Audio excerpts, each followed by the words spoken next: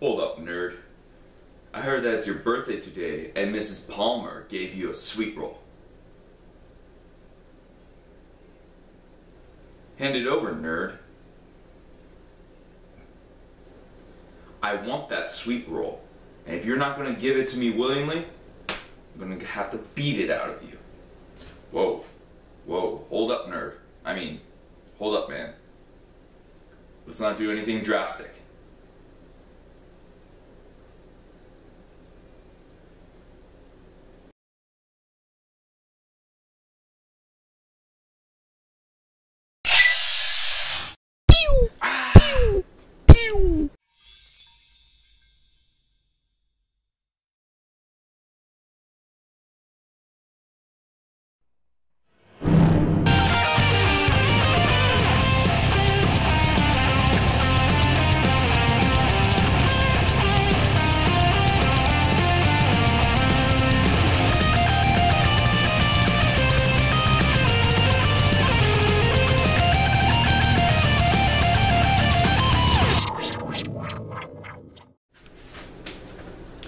Hello friends, welcome to another episode of Cook That, where we make things tastier than the feeling of being the savior of the wasteland. My name is Doug Grosser, your nerdy cook, and today we are making Mrs. Palmer's sweet rolls from Fallout 3. Ah, dear old sweet Mrs. Palmer. She knew the secret of how to make sweet rolls. And that, my friends, is what I'm going to share with you today. First things first, you're going to need a bowl and a spoon if you're going to do this by hands. But if you have the technology, a food processor and a stand mixer are ideal. But seeing how I only have a food processor and plus I really like my baby, I'm going to be using the food processor for this recipe. Now, come over here. So to begin, of course, seeing how we are making a very sweet dough, we need to start with flour. This time we are going to be using 3 cups of all-purpose flour. We're using all-purpose this time because we want some structure to our sweet roll, but we still want them to be nice and tender. So throw that into your bowl. In addition to that, you'll need 1 packet of active dry yeast. Make sure that it is active, because active dry means that it has ascorbic acid, and ascorbic acid means that the yeast will have an extra boost of power to give the right rise to our baked goods. For those of you who are volumetrically inclined, 1 packet is approximately 2 1/4 teaspoons. Now, to also give a little extra boost to our beastie yeasties and to sweeten up the dough, we are going to add 1/4 cup of sugar. Just regular granulated sugar. Finally, to make sure that our yeast doesn't rise too much, we're just going to add a pinch of salt. The salt actually inhibits the yeast. If they get too big for their own good, the salt starts to kill them off. So, make sure that you do not forget adding salt. But this is Mrs. Palmer's sweet rolls, which means that she does have a little extra ingredients. First off, she has the zest of 1 orange right into the bowl.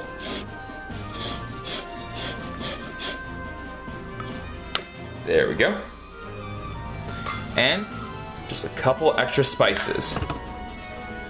1/2 teaspoon of cinnamon and a few grains of nutmeg. Boop. And yip, yap, yoop. Do.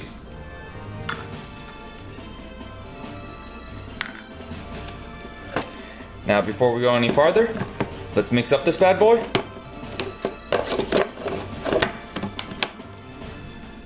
Get it nice and distributed. Couple pulses should be good. Now, let's bring these yeasties alive. Our yeasties are asleep right now, and we're gonna wake them up by lighting a fire under the bum. Not too hot though. If we get above 120 degrees Fahrenheit for most cases, our yeast will die. Pay attention to which brand you actually use, because different brands recommend different temperatures to allow your yeast to rise. but for the most part, you want to do it between 95 and 105 degrees Fahrenheit. But we're not going to throw this into the oven or into the microwave or anything like that. We're gonna let our liquid ingredients do the work. So first off, you're gonna need 1 stick of butter, and to your melted butter, you're going to want to add Mrs. Palmer's other secret ingredient, buttermilk, half a cup. This will help ensure that the dough stays nice and tender and will have a rich flavor as well. Throw that into the bowl. Now more than likely you had cold buttermilk and you have warm butter. So what you're going to want to do is after you mix these guys together, grab yourself an instant read thermometer and take its temperature. Ours is still really cold, 69 degrees Fahrenheit. So what we're going to do is we're going to heat it up back in the microwave. Only 15-second increments, that way it doesn't get too hot. In the meantime, while your butter and buttermilk mixture is heating up, grab yourself 2 eggs and lightly beat them up. We're gonna hold off on those guys until we actually get our buttermilk mixture to temperature. 103.4, perfect. Always err on the side of caution, especially when it comes for yeast. The hotter the temperature, the more likely it is to kill them off. So, always go lower than higher. Pop the lid off and add your warm buttermilk mixture straight in. Nice and gooey. All of it.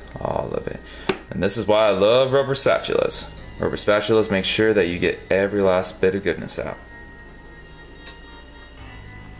And then add your eggs as well. Finally,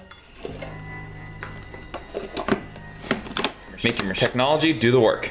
Add a couple of pulses, start to integrate the wet and dry ingredients. Once it starts looking incorporated, give it the spurs. Remember, we are making a dough, so this dough needs to be kneaded. Best way to do that is just letting the machine do the work.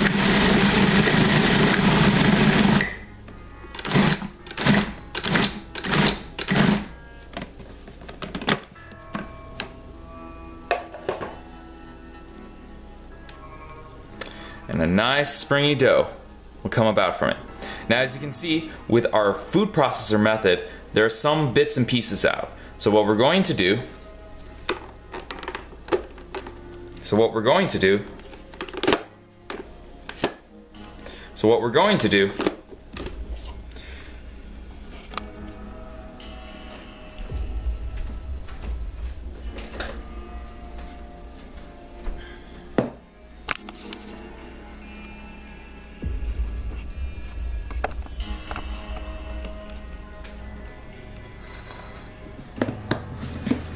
and with a little bit of flour,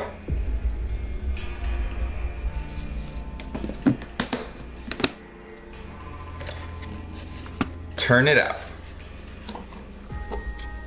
So there's not much else that we have to do, except make sure that all this is together. Hands. You did wash them though, right? Good. Right? You did. Good.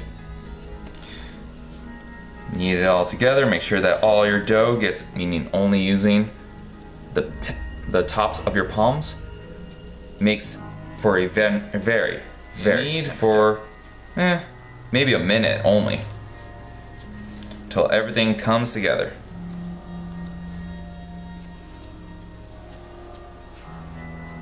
Now grab yourself a bowl, some cooking spray. You're gonna want to make sure that you spray the inside so none of the dough actually sticks. Throw it in. Make sure that it has a little grease on all sides, and then let it rest. Now, you were a good host and did make the yeast bed, right? An oven set to 350 and you stopped preheating it just before it got to its final temperature, good job. Take your delicious dough ball, throw it in the oven. Our dough has already worked really hard, so we are going to let it rest for about 2 to 2.5 hours until it has at least doubled in size. Once it doubles in size, then we shall continue on with making our Mrs. Palmer's sweet filling. Also, you did make sure that your dough wasn't going to be disturbed by putting plastic wrap over the top, right? You guys are such great hosts.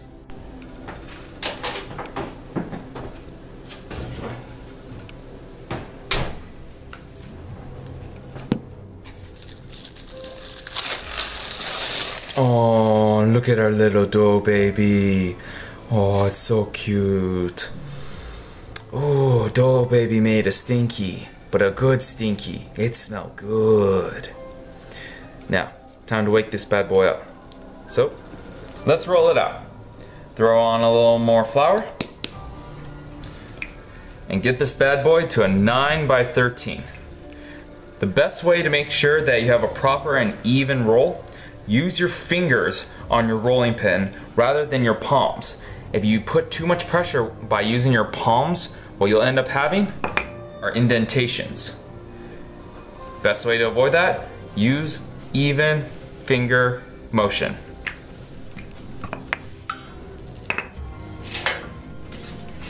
Perfect.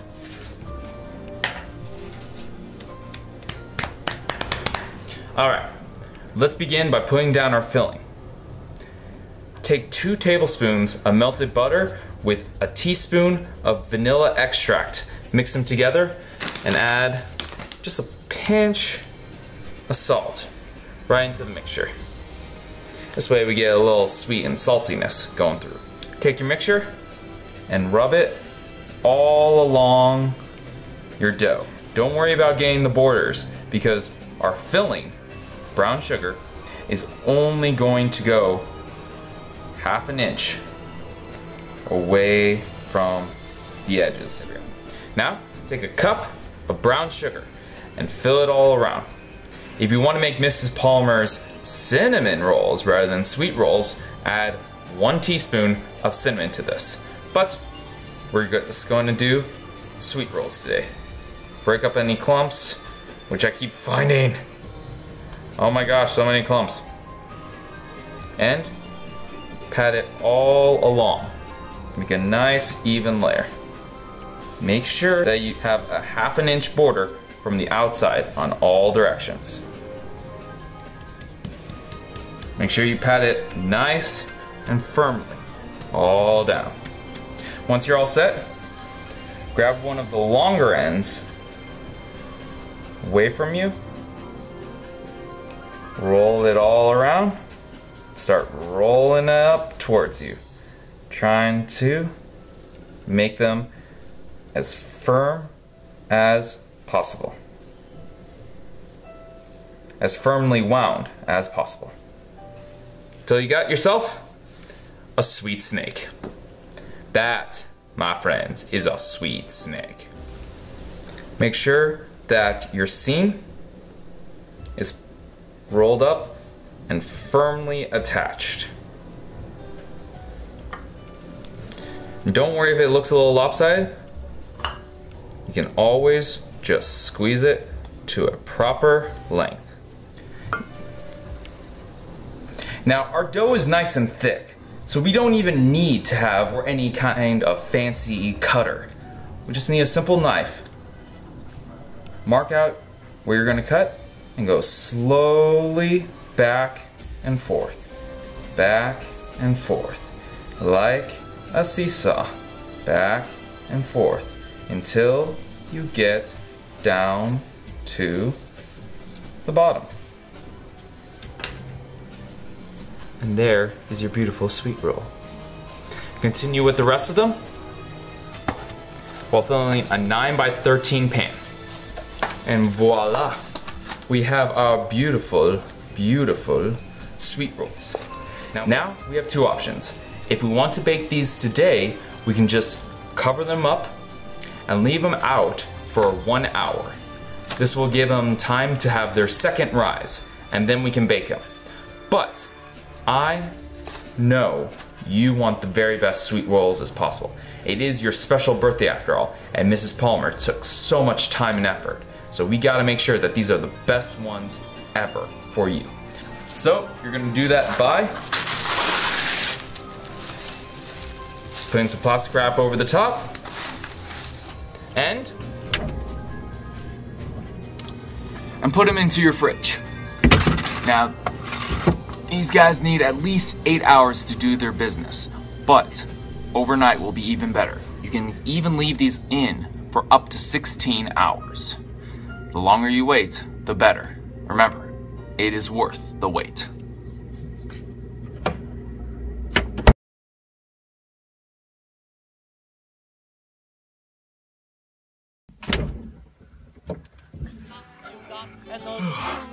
Good morning, Starshine. There it says hello.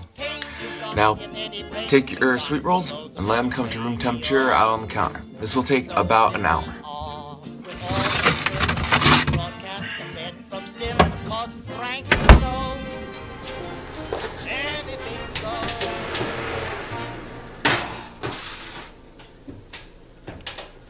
Now, because we did smaller sweet rolls so that you can have more of them, it's only going to take about 15 minutes for your dough to be lightly and golden brown on top. But check on it after 12 minutes because, you know, different doughs, different ovens, everything changes. So start checking on it after 12 minutes.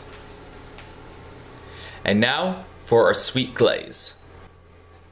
I know I'm very handsome up here, but the stuff's down below.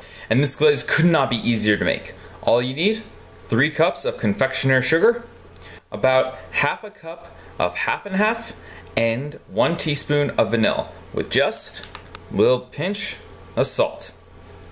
Whisk that together. Now I say about a half cup because depending on how thick you like it, you might use less or you might have to use a little more. But half a cup is about right.